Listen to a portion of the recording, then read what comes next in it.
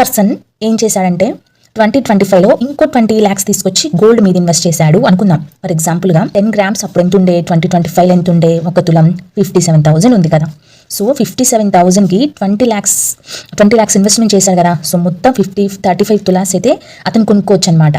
So 35 తులాలనైతే అతను 10 గ్రాములు వచ్చేసి 57,000కి గాను 20 lakhs ఇన్వెస్ట్మెంట్ చేసి మొత్తం 35 తులాస్ అంటే 35 తులాల బంగారం అయితే కొనుక్కున్నాడు అనుకుందాం.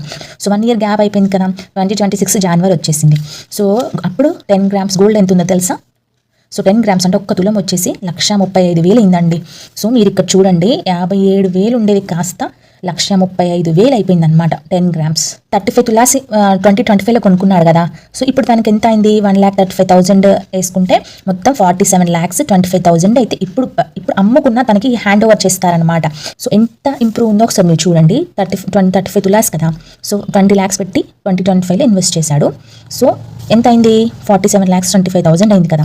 సో ఎంత ప్రాఫిట్ వచ్చింది, 27,25,000 ప్రాఫిట్ అయితే వచ్చిందనమాట. సో ఇంత హైక్ అనేది మనం ఇక్కడ చూసుకున్న ల్యాండ్లో ఉంటుందా మీరే చెప్పండి.